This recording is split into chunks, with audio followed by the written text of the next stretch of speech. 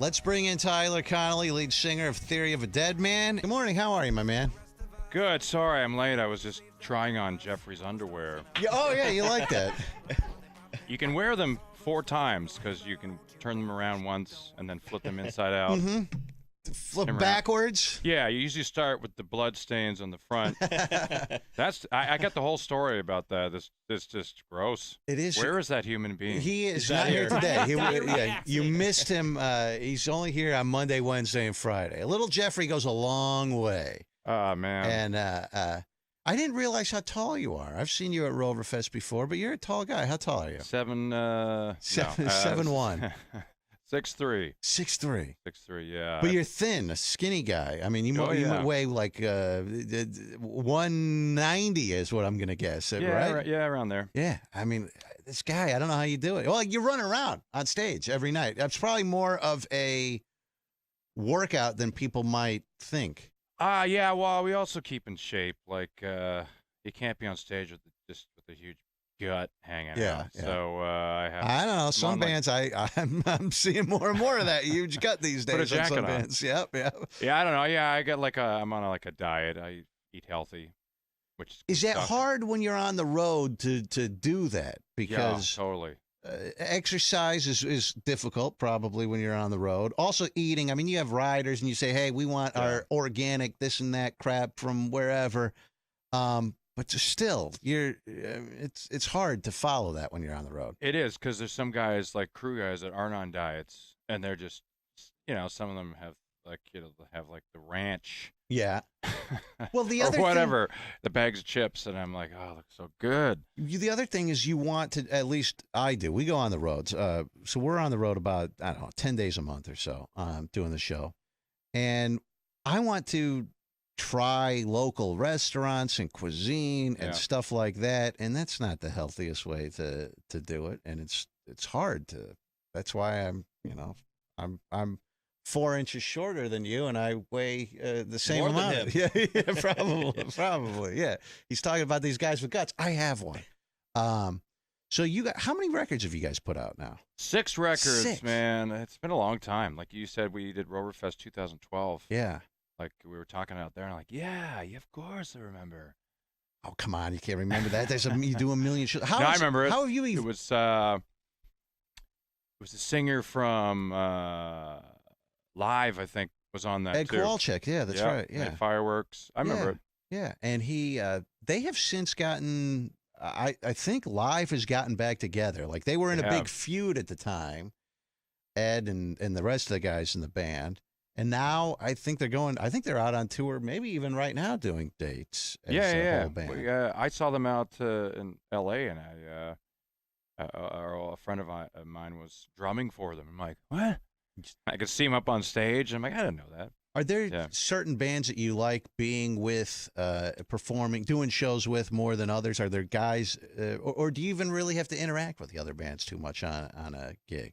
You go and say hi and stuff. There's definitely bands that we are super friends with. I would say probably Three Doors Down is one of them. We've toured a lot with. And so now we're friends. We text back and forth and stuff like that. And there's tons of bands. I don't know, man. Like a lot of the indie goop bands like Shinedown, Hailstorm, a lot of rock bands like that. We are good friends with. And that's a management company that you just mentioned right there. Yeah, that's a management company. So they're like a big management company for rock bands. I'm sure there are other ones. Yeah. But is that who manages you guys? Yeah. And how do you even choose a manager? What goes into that? When we started out, this is like 2001, we'd meet, like a manager would fly out or something. We'd go out for sushi, and it's not much. What can you get from that, right? Other than maybe a couple of personal things. Because they're going to tell you what you want to hear, of course, and what they're going to do for you and all that. Yeah. You wait to see if they pay for dinner. The check comes. You're like, here's the real test. No, and then Bill, who owns the company, Indigoot, he was the only manager who actually flew us out to New York. He's like, I want to show you what we do, and flew us out and showed us the office and all the people, his whole staff. And I'm like, that was it. We were like, this is how you do it. And so they handle. I mean, I don't know much about how the inner workings of bands and operates as a business. Right. So this management company that you have, what do they handle for you exactly? Because you have to pay them money. I mean, people look Yeah. at what you may get paid, or they'll hear what you may get for a show, and they go, "Oh my God, those guys are rolling in the dough." Yeah, well, we But are. you have to pay your obviously. crew, you have to pay your managers, you have to pay. it's a lot. God knows how many people have their hand in that cookie jar. By the time you get it, it's a fraction of what Yeah. you're getting paid. Well, 35% comes off the top of anything we do for all the people we pay. But I mean, it's all deserving, especially our crew. Our crew, like I was thinking the other day, I was thinking about how hard our crew work on the road. They get up at 9 in the morning, load in, and then they don't go back to bed. They work all day setting up, changing guitar strings and stuff. And then after the show, we work like an hour and a half, complain, and then go start. Get all the girls. Those guys are tearing everything down. Yeah, right. And then they strike everything, and then they load up the truck, and then they get to. But you used to have to do that when you guys were first starting out. You were lugging your own stuff around, I'm sure, right? I'm talking way back, like maybe in the 90s when I had my dad's van. Yeah. And it was a pain in the ass, right? It was a pain because you're trying to look cool. You're like, good night. And then you're like, wrapping up your cords. Like, what's up? Nah, where's the crew guys? Yeah. So how has Theory of a Deadman evolved, would you say? You guys did Roverfest in 2012. You put out 6 records. Yeah. How do you think you've evolved over the years? What's changed? Wow, what's changed? Well, the whole industry's changed. I mean, I don't know if it changes the writing style or something, but people get their music so differently. Kids these days, everything's so different. I can't even catch up to the social media thing. I'm like, we actually have some at the management, which is one of the things they do. It puts on our schedule every day when we should do social media stuff. It sounds so lame, but we're getting older, so we just forget. And because nowadays kids, they're on social media like 10 times a day, like posting and posting. 10 times an hour, probably. It's nuts. And so I'm the same way you are. Like I'll be out and I'll be doing something, and it will not occur to me to take a selfie and post. I'm having so much fun, because I'm actually having fun. I don't want to stop and take a picture of myself doing that. But they'll give you a schedule and they'll say, you should post this, or you have an upcoming show, mention this, or whatever. They'll send us stuff like, can you post this on your socials? It'll be a photo, or a new video is out or something, or you guys got a Facebook Live this afternoon. This is what you should talk about. Take the fans backstage or whatever, which is great, because I mean, we should be doing this stuff on our own, but we get you just lazy, don't think about it, right? And we're not. I don't know what these kids, they love it. Like I was driving with Al on the way. You know Al. Big Al, the limo company owner. Yeah. We were talking about Ireland. He went over to Ireland and all this stuff. I'm like, Big Al loves to talk. By the way, he's a real talker. Get him on the show. Yeah. Get him on he would be in here in a heartbeat. What were you saying? We were just talking about how nowadays there's phones and all the everything's live, you film. And back when you go on vacation, there wasn't even cell phones. You'd actually just have to remember, or talk about it. I went to Ireland, I saw this, and they're like, yeah, well, how do I really know? We were talking about this on the show earlier today. So I've noticed, I don't know how it is for you guys, but when we're on the road and we'll be on the bus and I have 5 guys, and you look around and all 5 guys are they're not even talking to each other. They're just on their phone, just staring at their phone. And it used to be when you would go out, like you go to Ireland, you go on vacation, you interact with other people. You're meeting people that you don't normally. Now people are just staring at their phone nonstop. Oh, yeah. It drives me crazy when you watch a sporting event like the NBA Finals or something, and someone has courtside seats, and there they are. They're on their phone or taking pictures of them. You're like, you just spent $10,000 on these seats or more. Watch the game. They're texting someone, telling them they're at the game. Exactly. You wouldn't believe what I'm seeing right now. What are you seeing? The screen of my phone. Well, what about, I hear bands complain about people videotaping. When you guys are performing, people have their phones out and they're videotaping. I don't think there's one person in the history of the world who's ever gone back and watched that video. No. No. But when you're on stage, does it annoy you that people are doing it? Nah, I don't care. I actually kind of notice some songs more than others. Now that we play RX, it's like half the audience. Some people have 2 phones. They got an iPad. Some old man with an iPad. No, it doesn't bother me. Nah, it's like the whole thing with the photographers. For some reason they're only allowed the first 3 songs. What's the deal with I that? don't Explain know. that to me. No flash photography I allowed. kind of get that. I guess if you're on stage and someone has taken flash photography, I mean, you theoretically could fall off of the stage if you're right near Yeah. the edge. But I've never understood, like, bands have policies, theater. A lot of people probably don't know this, but they'll have a policy. Only first 3 songs. You can have photographers from the press, the newspaper, the local, whatever, but they can only be there for the first 3 songs, and that's it. Why? Yeah, I don't know. The rules were always made because something terrible has happened. Yeah. So that's why they was like, you know what, enough. Do you want to know how it works on the, like, I'm not a concert promoter, but we do one event, Roverfest. That's it. The only event that we do. And so we handle everything. There's no outside promoter. And on a promoter side, what we do is we just go, okay, yeah, sure. And then we just do whatever we're going to do anyways. Right, And and that's, that's how you get our 3 song. Okay, whatever. There are a lot of moving parts to putting on a show. And I guess from your end too, a band, a lot of people don't see what goes on behind the scenes and what it takes to go on tour. And like you said, all the work that your crew is doing. Yeah, there's a lot of people, even in every city, right? There's local crew too. Yeah. Promoters and promoters and the people that run the place. I was going to think, Roverfest, have you ever like gone to Roverfest and had someone like, whoa, where's your, can you see some ID, please? Or, you're like, no, it's me. That actually happened to me 2 years ago. I show up, it's like, I don't know, the gates open at 1, so I was there all week. And then the day of the show, I come there, it's like 10 o'clock and 10 a.m. And all the security people are now in place and they have the streets closed. And I go and I don't have a parking pass or anything, any pass like that to get in. And the guy's like, I can't let you in. And I'm like, well, it's, I'm Rover. It's I don't care who you are. You're not allowed in. And I'm like, my picture is on the ticket. Like, here it is. And he's like, I don't care. I'd rather have that, though, than a lot of these guys. They just don't care. You go, oh, no. Tyler from Theory of Deadman. That's my cousin. Oh, okay. Yeah. Come, No, oh, really? Oh, that's great. What's he like? No, I say the same thing because I've had multiple times. I rarely ever carry a laminate on me. I just go in, and they're like, oh, yeah. But once in a while, I'll get a guy that says, whoa, where's your laminate or whatever? And I'm like, I forgot.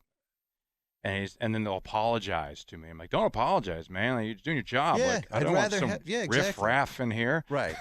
Yeah, and you're not. Some people are a dick, and they're like, oh don't you? What do you do? Like you're being hassled by the security guys, but they're paid to do exactly what they're doing. Yeah, I know. That's years ago. We played a show. I think it was in Los Angeles. It was on our first record, and we were opening for somebody, and our tour bus or whatever was outside somewhere, and so we were standing outside, and the intro was rolling for us to play. Mm-hmm. So go inside, and the security guy's like, "Whoa, where's your pass?" So I show my pass, like, "No, you need the sticker or something." And I'm like, I don't know what the sticker is. I don't know what you're talking about, but I gotta go on stage. Like, I don't care, you ain't going anywhere. And I'm like, and I was just full like rock star, just was like, fine by me. And I just turned around and walked away, and someone come running out. He's got to be on stage in 5 seconds. So I was like, I rarely ever pull the whole rock star spaz, but it happens once in a blue moon. So 6 records you guys have put out. The last one came out. What has it been now? It's been October. So, are you already planning a 7th, or do you take time and you go, I gotta relax and not worry about writing new stuff and getting back into the studio? Or is it something that you're always doing and thinking of? No, we are definitely like album tour. Like, people always ask, you write on the road? I'm like, no, I write when I go home. So if I have we have some time off after this tour, I'll probably write some stuff. But I've never had a kid, but there's a couple of guys in the bands that have kids, and I think it's the same kind of thing where you have a kid, and then all of a sudden it's like, let's have another one. So I guess it's kind of like that. You get to a certain point, and you're like, yeah, it's time. Let's do it. When you forgot how horrible the first kid was. Yeah. I don't understand, like, with women when they have babies, talk about how terrible it is to go through the pregnancy. But then, yeah, they all of a sudden forget. What about making a record? Is it an enjoyable experience, or do you enjoy being on the road more, performing live? It's totally different. It's like they don't. It's like the two don't exist together. It's like two different universes of thought. The touring is just fun. There's nothing to it. There's no stress of having to. Oh man, we better do good. Maybe when there's like the label comes out, it's like watching. But when you make a record, it's like all on the line. Especially this last record, which we did over in London, which is the record sounds completely different than the last one. We lost some sleep. Some of us in the band were just pacing back and forth the whole time in the studio, second guessing everything. So yeah, it's a lot of stress, but when it's all done, I guess it would be very similar to having a kid, where it's just like you're so happy, you're so proud of it when it's all over. Why do the record in London? Just to do something different, get out of your comfort zone? No, it was the producer. We used a different producer this time, Martin Tereffi. He's done a ton of massive stuff. He did all of that Hey Soul Sister record. He's done a bunch of big stuff.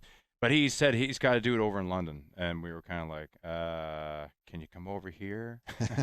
Can you fly out to LA?" He's like, "No." So how long do you stay out there in London in order to do a record? It was 7 weeks. So we lived. They first were wanting to put us in hotel rooms. I said, "No, I'll jump out the window." And it was my idea. I said, "Let's just Airbnb a couple like houses." Like, wow. And they're like, "What a great idea."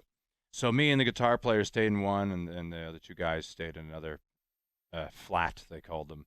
It was awesome. So we just had our own place. So we just grocery shop and just lived there for 7 weeks.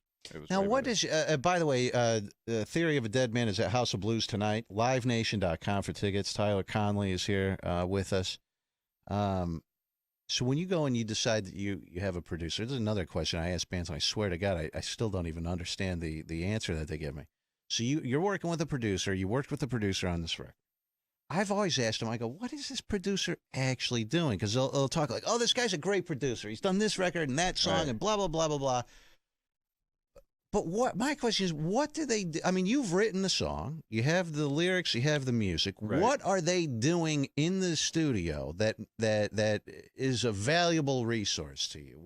How are they helping you exactly? Well, you don't need a producer. You could the band could record a song themselves and then release it. But the producer they hire him to tend to make everything a lot better, because we as musicians or songwriters always tend to have like blinders on, and we don't see all these amazing ideas that you need some third party to come and go, what if you did this instead? And you're Like, give me an example in like simpleton terms, because I'm not a musician. I don't know anything technical about music. So give me an example of something, a time that you've been in the studio, you're working with a producer, and they say, Tyler, why don't you try this or do that? Like, Right. What do I hear different in the end product than what you guys said? It could be anything. It could be anything to do with like a guitar. He could say, let's try this sound instead. Let's try not putting guitar here. What if we do it an octave up? Why don't we do it just I don't know. It's just in anything. Even with vocals, he could say, let's do a big gang vocal here instead, or let's try a different harmony or no harmony, or sing this a lot heavier, scream this part, or why don't you do this? Yeah, like rarely do people do producers like get me to change lyrics. Mhm. Usually that's just like A personal thing. it's a personal thing. If it's really terrible, maybe they'd be like, "Are you sure you want to say that? That really sucks, right? Am I the only one?" But no, usually it's like, "Hey, you want to say that? It's up to you." But everything of the performance, what was great with Martin was that I don't know if that's how they do stuff in London, but it kind of went back to how bands should really record. They don't do that anymore. Now they have computers and Pro Tools, and everything is so punched in, cut and pasted, fixed, and snapped to the grid, they call it. Where when he re-recorded, everything was just done. He'd push record, and all four of us would just perform the song together. And we weren't allowed to do any pre-production. We weren't allowed to practice the song. He just pushed record, and he's like, "Okay, go." And we would just play the song. And then he would go, "Okay, let's do it again. Why don't we try this here and here?" And he'd change a couple things. And then you just keep doing that until it's like, okay, we got it. Mhm. And then there'd be no, okay, so do I have to replay my guitar? And they're like, no, you're done. Mhm. It's done. Where now it's like you get bands, they go in the studio, it's like they do that, and then they delete the guitar, and you redo the Redo guitar, that, and redo the bass. it almost is too sanitized or Yeah. too I don't know what the Yeah. word is or whatever, but it's taken out the rawness, almost like the rock from rock, essentially. Yeah. Takes that out of You it. think about, like, back in the day, they didn't have this ability. Even like the Beatles, some of them, they record on 4-track. They didn't have the ability to keep punching in, and they could punch in, but they probably wouldn't. They'd probably just do a take around 1 or 2 microphones until they got it. And we loved that. We really had to, like, be able to play our own songs, not Yeah. just be like, well, we'll fix it later. Yeah. Oh, your bass player or whoever is way behind. We'll just move it in up, Pro yeah. Tools. No, it was all just like, that's it. You're done. Yeah. So it's cool. Theory of a Deadman tonight at House of Blues. Tyler is here with us. Now, when I think of first of all, before I even get into that, Doogie came in and she told me, she said, yeah, Theory of a Deadman changed their name to Theory. And I go, no, they didn't, you idiot. That's what people call it call them for short, an abbreviation. And I go, you're such an idiot. And then my audio guy idiot. pulls me up an interview, and the guy goes, so you changed your name from Theory of a Deadman to Theory. And I didn't answer. I didn't listen to the answer, but I go, that son of a bitch. They changed the name. Who changes the name of the band? Change it back, Tyler. Yeah, you got to change it back now. Change it back. Change your Change name it back. I should change right it now. back. On the show. What? Talk to First the of all, guys. is that true? Is it Yeah. Is it just changed to Theory now, not Theory of a Deadman? We're Prince. It's a symbol. Uh-huh. And they just go around. No. Yeah. We'll always be Theory of a Deadman. It's what we're trying to do is we're trying to shorten it because, to be honest, a couple of reasons is people can't remember a freaking name of our band. I'll be in LA and I'll be doing something. I'll be in an Uber or something, and someone, or you're getting your hair cut and they want to talk to you. What do you do? I play in a band. Usually I lie now. Me and the guitar player Dave, we just make stuff up. Yeah. I say I'm in the FBI or something. But they'll say, you're in your band? What's your band called? I'm like, Theory of a Deadman. Theory of a what? Every person says, oh, I'll check out your band. The Theory of the Deads. I'll check them out. I'm like, Okay. yeah, all right. Have fun finding that on Google.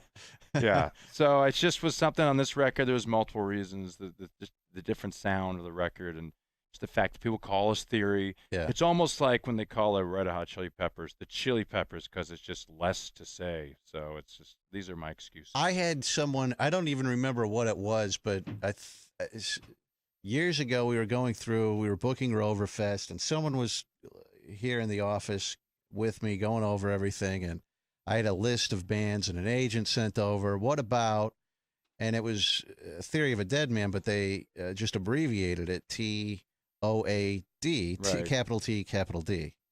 And the person who was here in the office goes, who's this Toad band? Yeah. I go, no, it's not Toad.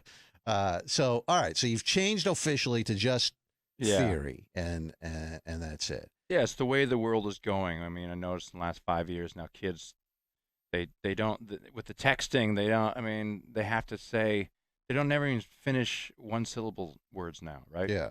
Tote.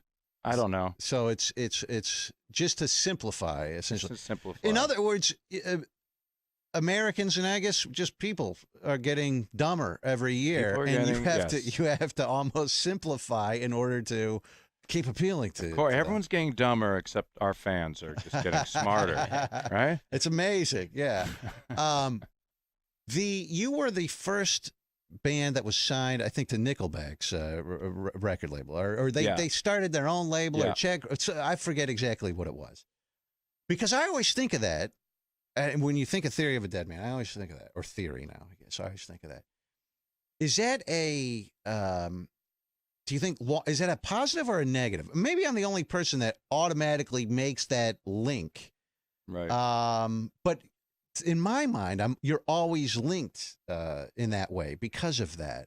Do you think that's a positive or negative, or doesn't even It doesn't matter. I mean, you can't erase your history now, even if you could. So you have to just embrace it, and it's like seriously, we don't see it as a negative thing because it literally is what got us a record deal. So we're gonna be like, we can't really write that off. Have you ever seen a band besides Nickelback? I mean, Nickelback has so much hatred directed at them It's all so the time, weird. right? I mean, it's people.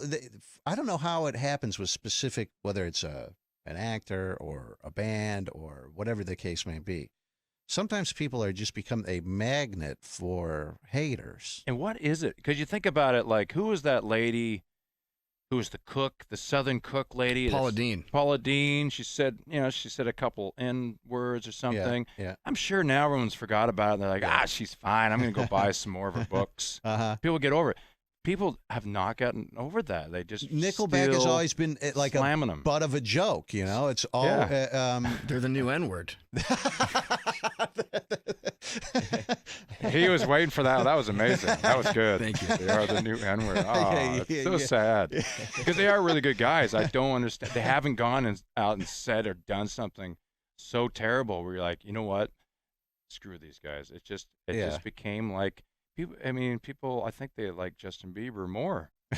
It's I don't know because he's kind of gone. So Justin Bieber is like manlier than Nickelback now, is what you're saying? No, I just don't. I don't understand it. I still don't understand it.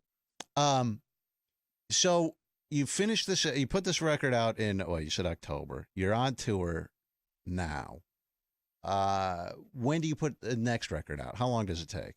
We're usually about 3 years between because we tour like about 2 years solid, and then it takes us about 6 months to write and then record and then comes out. So most of the income from the band come off of touring then, as opposed to it used to be you'd make a bunch of money off of record sales. Do you still make a bunch of money off of record sales, or not so much? There is no record sales anymore. Isn't it crazy? There's none. Yeah. I mean, it's about 1/10 of what it used to be. Well, I mean, we write our own stuff, so there's a lot of royalties. So you get anytime it's played on the radio, you get a half a cent or something like that, or whatever. I mean, it sounds probably ridiculous, figure it out. but it adds up. I mean, we have 100 and something songs at this point. That's the thing. Is like as a band, you get to a certain point, you have a few hits, and then you get into it like 10, 20 years, 30 years later, you're like, okay, I've got a lot of catalog of Think of songs. how much money you've made just from Bad Girlfriend, all the strip club royalties that you get. I mean, you cannot go into, even today, that song came out, I don't know how long ago. 10 years 10 years ago. You still could, you walk into a strip club today.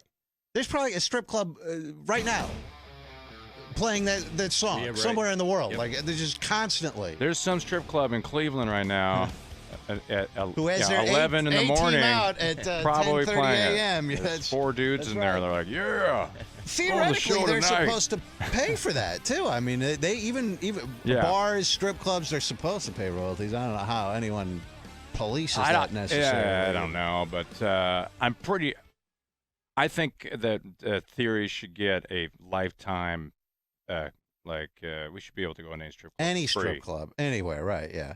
Yeah. You just tell them, hey, I'm with Theory of the Dead. Who? Yeah. What are you guys with? Theory of a Deadman. Theory of the what? Yeah, exactly. I'm like, forget it. We'll just go to So you say that you where do you call home? Where do you live? I'm in Los Angeles. So that's where you live year, or I guess when you're not on the road year round. Yeah, I'm in Los Angeles. I like to go down see a bunch of basketball games. LeBron James. Oh yeah, you son of a bitch. I had to say it, but they already defaced his mural down there. Did you see that? Saw that. They did some beautiful mural of his face or something, and then within 24 hours, people are spray painting on it. Right. I don't know. I feel bad for the guy who painted it. He's like, man. Yeah, I don't know if you spent all that time, right? Yeah. So you, someone pointed out to me, and I was going to ask you. So I've been engaged for 3 years or so. When's that happening? I don't know. I mean, if you're going to do it. I know, but it's like everything is fine right now. We're happy. And it's like, why do you really want to mess with something? But you were divorced, I read. That I was divorced once. And one time. Would you ever get married again? No. Because of that experience? I think so. I think not of the divorce, but of the marriage. I think the marriage was fine. It was great. It's just that like our bass player has been with the same girl for 20 years. They have 2 girls, and they're not married, Mm-hmm. and they're happy. And it's kind of like one of those things like, do you need to get what's with the whole? Because marriage was built from a a religious thing, and then it became more of a family thing. Well, I gotta get married before my grandmother dies. Mm-hmm. She's gotta see me walk down the aisle and all this stuff. And then it's like, well, all these things have nothing to do with you. They have to do with other people. So I don't know. I think that the marriage thing, nah, never gonna happen. Never would do that again. And someone in entertainment like you, you're making pretty decent money. You have to give up. I make whatever, $45 an hour. All right. You have to give up money in a divorce and all that kind of stuff. And who needs the hassle, I suppose. Yeah, what you gotta do. So I'm an idiot if I get married. I should just stay permanently engaged. I don't know your fiance. Maybe she's amazing. Maybe it's the greatest I would be the decision one marriage ever. that would work. That It would could the be, one. man. Yeah, It's 50-50. Uh-huh. If you were gonna buy a lottery ticket and it was 50-50, would you buy one? Of course. Mm-hmm.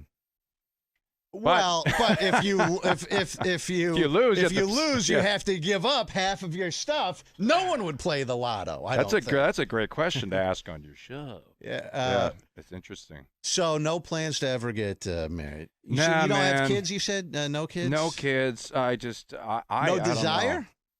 No, not really. You know what? I think about it a little bit as I get older. I'm like, how many years do I have left? Do I want to be like 70 and have like a 10-year-old kid? Right. I don't know. But for guys, it's easier but if I date women now, I can't date a woman that's like 26. I couldn't do it. Too young. Yeah. But then of course, so I would date a woman that's a little bit older. But then of course she's like Gross. She's of course gross. How old is she? She's 27. That's disgusting. Oh, what is wrong with you? Oh, is that a fetish? 27. Well, I don't want to stereotype because I'm in huge trouble here, but as women get older, they tend to want to gravitate towards they have a clock. Settling down, They have a and clock. kids, and right. So if you date a woman that's 38 years old, she might be amazing, but she also might be thinking, if I want to have kids, Right. like I got 2 years left. Right. And that's like a legit thing too. As some doctors will tell you, like as a woman gets to a certain age, it becomes exponentially more dangerous or something. Now, I didn't read what I because I just skimmed through all of the prep, but you got in trouble for something with women. They were saying you were. Oh yeah. I don't know what it was. Yeah, Was it lyrics and misogynistic. Yeah, for what? yeah. What did you do? What was so horrible? I think it was the song "Bitch Came Back." I think. Yeah, there was some women's group that was very upset. I think they came to one of our shows. And would they? The meaning of the song, is there like I mean, did they understand? Did they misinterpret what you were getting No, at? I mean, the song was it was kind of gross. I just gotten divorced, so I was not doing very well. I mean, the lyrics start, I like you so much better when you're down on your knees. It's terrible. So, I mean, and it's sad because I am not that kind of guy. I'm not a womanizer. At all. But yeah, the song is definitely can be taken how you want it. But yeah, it was kind of gross.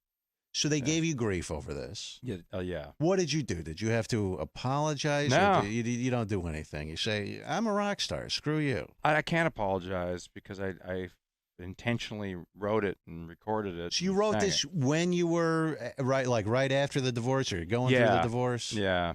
So It's it was a almost very angry record. people may break up with their girlfriend or their wife or whatever and say and do things that they may, you look back 10 years Right. later and you go, well, that was dumb.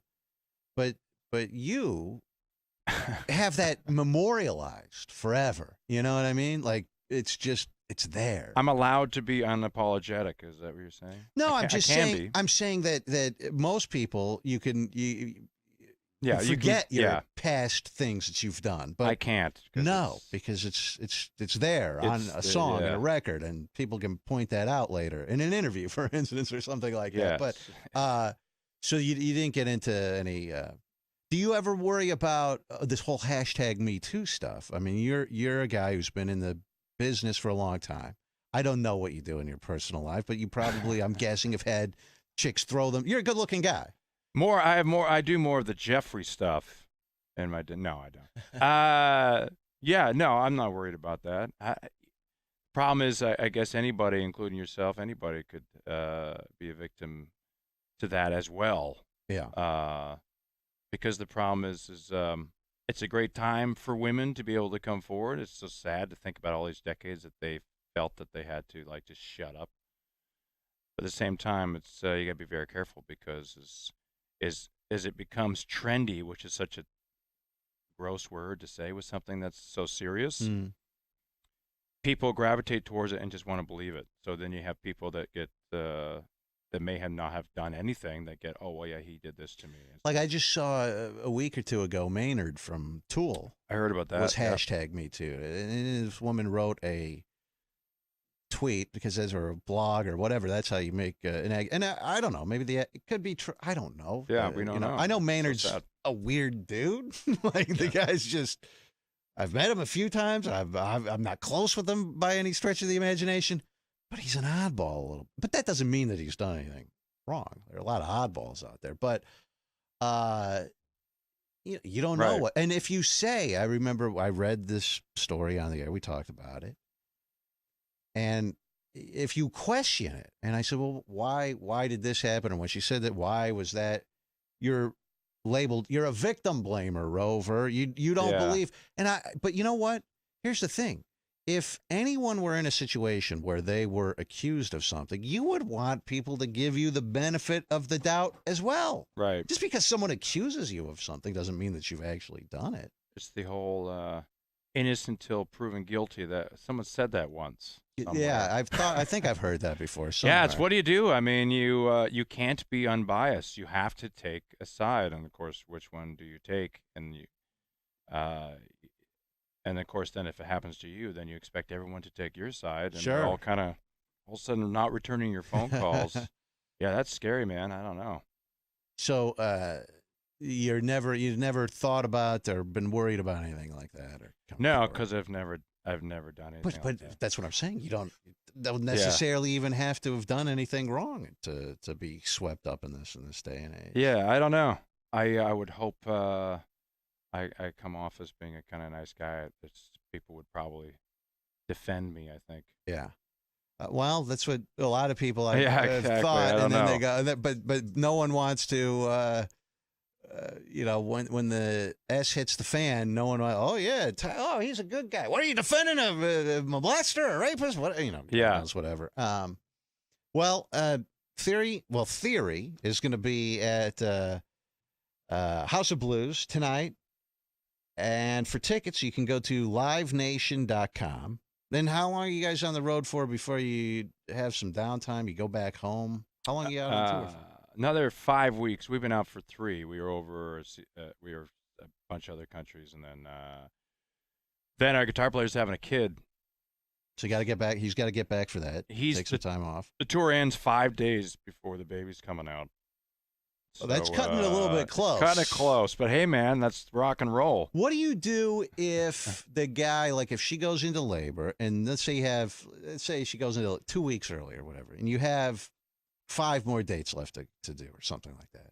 That's a lot of money that's a lot of money that's on the line. Does he leave? Could you have someone fill in? What do you do in a situation? He can FaceTime. Yeah. Okay. All right. So you put up an iPad on the stage. We have video wall now. Uh-huh. So if it's happening while we're on stage, I'll tell him to FaceTime full. What do you do? What would you guys do? No, you'd have to go. We would either have to cancel shows or he's already brought it up. He says maybe I'll have to bring in teach someone how to play some songs. That's a really dangerous thing to do. It's so dangerous. Because what if you guys really like the guy that comes in to replace him? That's like a TV show host or something. They let the guest host, and then the guest host gets picked up. That's a dangerous thing to let someone fill in for you, I think. Yeah, he's all good. He doesn't care. I mean, he married a doctor. Yeah. That's what you got. That's the way to do it? Yeah. Oh. That's the way to do it. Well, I haven't tied the knot yet, so I still have time, I guess, to find someone else. Or, she could become a doctor. Have you ever you know what I just saw?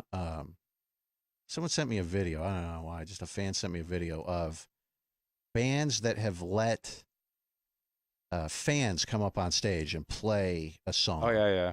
And some of these guys were actually pretty good. I guess they'll I can play that on guitar or whatever, and they'll just bring them up on stage, let them play. Have you ever done that? No. But I'd be into that 100%. That'd be fun. Someone could you might be surprised by it. It'd be great if someone came up and just like sang the song, probably sing it better. That'd be great. Like, yeah, if you want the job. So what do you do the rest of the day now? You go back, you take a nap, Yeah, naps. There's scheduled naps. There's scheduled social media, scheduled right, naps. your management sends you, okay, send out Scheduled a tweet, snacks. take a nap. We're like kindergarten exercise. kids. Uh-huh. Seriously, we are kids. Do you enjoy anything on the road? For instance, do you get out? Do you see sights? Do you do stuff when you're in various cities? Never used to. Used to be the guy that a lot of us used to be just sleep into like 3 p.m., stay up all night, and then just go to bed when it got like light outside, and then wake up at sound check. Yeah. Just be gross. Now it's like the opposite. Now it's like me and Dean, the bass player, we usually get up early, go out and see stuff. But in the States, not as much because we've played every single place. A million times. So today we've got, I think, a conference call or something coming up. But I got to get my hair cut. Yeah. That's pretty exciting. Pretty special there. Probably Rockstar. live stream that. I think I have to live stream that. Your management company says to do that. But yeah, usually we get out and do stuff. Like we golfed yesterday. Yeah. So you a good golfer? I'm getting pretty good. Yesterday, if you watched me, you would have been like, "Wow, that guy has never golfed before." But that's golf. It is amazing how in golf you can go out one day and you'd be like a pro, Dieter. It's incredible. And then the next time you go and you get like big balls after that, you're like, oh, I could do this, and you suck so bad. Yeah. And it's always when you're with someone, Your boss. Yes, Oh, yeah. exactly right. Yeah, that's why I never talk trash. That's why I never ever tell people, "Oh yeah, you're pretty good." Oh yeah, I can crush the ball. Man. First time you just 300 tell me, drive, yeah, 300 this is yards. the first time I Watch played. this. Yeah. And then it's like, you suck. Yeah. All right, go see Theory of a Deadman, whatever they want to be called. See both. You have Buy to 2 call them that. tickets. Yeah. Tickets at livenation.com. They're at House of Blues tonight.